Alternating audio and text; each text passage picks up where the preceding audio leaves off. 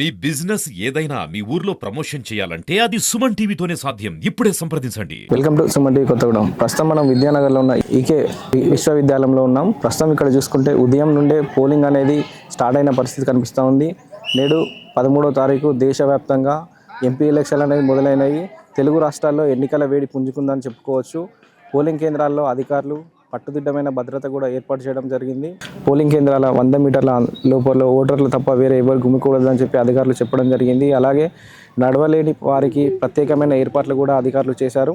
ఈరోజు ఉదయం అంటే 7 గంటల నుండి సాయంత్రం 4 గంటల వరకు జరిగే ఈ పోలింగ్లో ఇప్పటికే ఉదయం నుండే పోలింగ్ కేంద్రానికి పెద్ద సంఖ్యలో ప్రజలు వచ్చి వారి సొంత ఓటుని వినియోగించుకున్న పరిస్థితి కనిపిస్తూ ఉంది. అలాగే అధికారులు చూసుకున్నట్టయితే పోలింగ్ కేంద్రాల్లో కట్టుదిట్టమైన భద్రత కూడా ఏర్పాటు చేశాడు. ఎలాంటి అవాంఛనీయ సంఘటనలు జరగకుండా అధికారులు ఎక్కడికక్కడ చర్యలు తీసుకున్న పరిస్థితి ఉన్నది.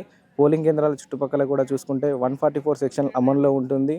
అంటే శనివారం నుండి 14వ తారీఖు సాయంత్రం వరకు కూడా ఈ 144 సెక్షన్ అమల్లో ఉంటుంది. ముందస్తుగానే ఒకరోజు ముందుగానే ఓటరు మహాశయులు వాళ్ళ సొంత ఊరికి చేరుకొని వాళ్ళ ఓటు హక్కు వినియోగించుకునే విధంగా ఏర్పాటు చేయడం జరిగింది. నమస్తే. నమస్కారం అండి. ఏం పేరు అండి సార్? నా పేరు కోట శివశంకర్ అండి, రాష్ట్ర ప్రధాన కార్యదర్శి, Telangana SC ST BC minority విద్యార్థి యోజన సంఘం. ఓటు వేశారండి? వేశాను. యువతకు చెప్పే మీ సందేశం? భారతదేశంలో ప్రజాస్వామ్యంలో అత్యంత విలువైనది మన ఓటు హక్కు. ఆ ఓటు హక్కుని మనం సద్వినియోగం చేసుకోవాలి. ప్రతి ఒక్కరు కూడా ఈరోజు యువత ప్రతి ఒక్కరూ ఓటులో పాల్గొని వాళ్ళ విలువైన అమూల్యమైన ఓటుని ప్రజాస్వామ్యం గెలుపు కోసం అత్యంత భారతదేశాన్ని అభివృద్ధి చేయడానికి ఎటువంటి నాయకులు అవసరమో అలాంటి నాయకుల్ని ఎన్నుకోవడానికి మన ఆయుధం, మన హక్కు, వజ్రాయుధం ఓటు. కాబట్టి యువత అంతా భారతదేశాన్ని అభివృద్ధి చేయడానికి, అన్ని రంగాలలో భారతదేశాన్ని అభివృద్ధి చెందడానికి మనకు బాబాసాహెబ్ అంబేద్కర్ గారు ఓటు హక్కుని ఆయుధంగా ఇచ్చారు.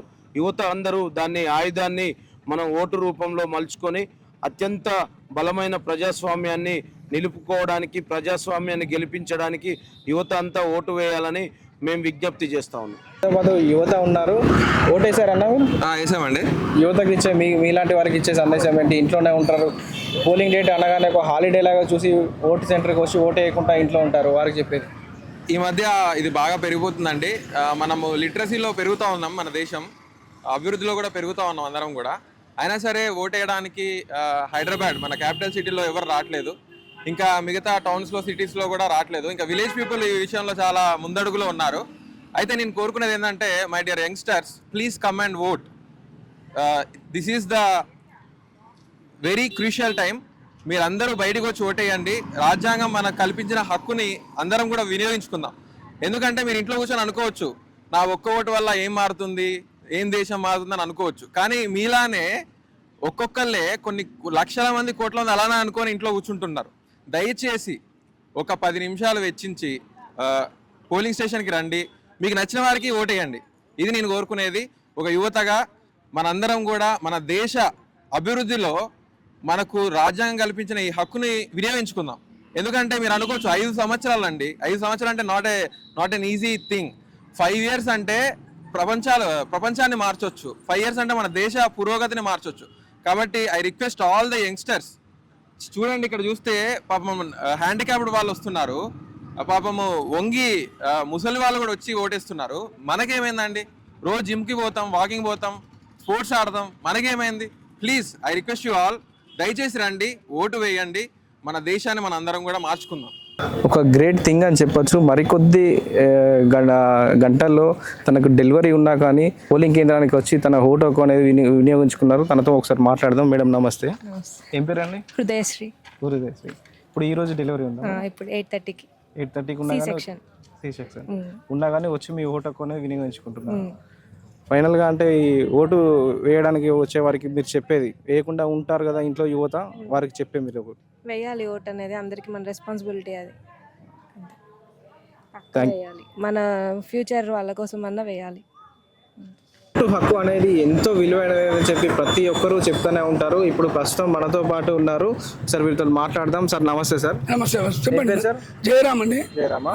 మీరు ముగ్గురు వచ్చారా? ముగ్గురు వచ్చాము. ఒక అమ్మాయి వికలాంగు, ఆ అమ్మాయి గురించి ఆటో మాట్లాడుకుని వచ్చి ఈరోజు ఆ అమ్మాయితో కూడా ఓటేపించి ఇప్పుడు సుఖంగా సంతోషంగా వెళ్ళిపోతున్నాము. ఆ గవర్నమెంట్కు అదృష్టం మాకు ఇట్లా రావడం అనేది మంచిదండి. సార్ ఫైనల్గా ఇప్పుడు కొంతమంది యువత పోలింగ్ రోజు వచ్చినా కానీ ఇదేదో ఒక వీకెండ్ లాగా ఆలోచించుకొని ఓటు వేయకుండా ఉంటారు, వారికి ఇచ్చే సందేశం మీరు? అని నేనేమంటానంటే ఓటు అనేది ప్రతి ఒక్కరి హక్కు. ఈ హక్కు వల్ల ఇప్పుడు మా అమ్మాయి వచ్చింది, అరే ఓటు ఎందుకు వదిలేసి వచ్చా అమ్మాయి హైదరాబాద్ నుంచి, ఓటు కంపల్సరీ కదా అంటే లేట్ టికెట్ దొరకట్లేదు, రిజర్వేషన్ దొరకలేదు కాబట్టి ఇక్కడికి వచ్చేసిన, కాబట్టి ఓటు వేయకుండా వచ్చేసిన అని చెప్తాను. యువత వాళ్ళు చాలామంది ఇట్లా ఓటు వేయకుండా ఉన్నారండి, అది కరెక్ట్ కాదు. ఎందుకంటే ఓటు హక్కు అనేది అది మనిషి ఓటు వేయకపోతే సత్యంతో సమానము. ఎందుకంటే యాక్చువల్లీ కౌంట్ రాదు. ఇప్పుడు ఈ యొక్క సంస్థ ఇక్కడ ఉన్నది, ఈ సంస్థలో ఓటు అయిన వాళ్ళు కౌంట్ రారు, అది అసలు సమస్య. అది వాళ్ళకి తెలియట్లేదు యువతకు. యాక్చువల్ ఓటు వేయాలని ఉరకాలి ఓటు పట్టుకొని, అది రావట్లేదు జనాలు, అదండి.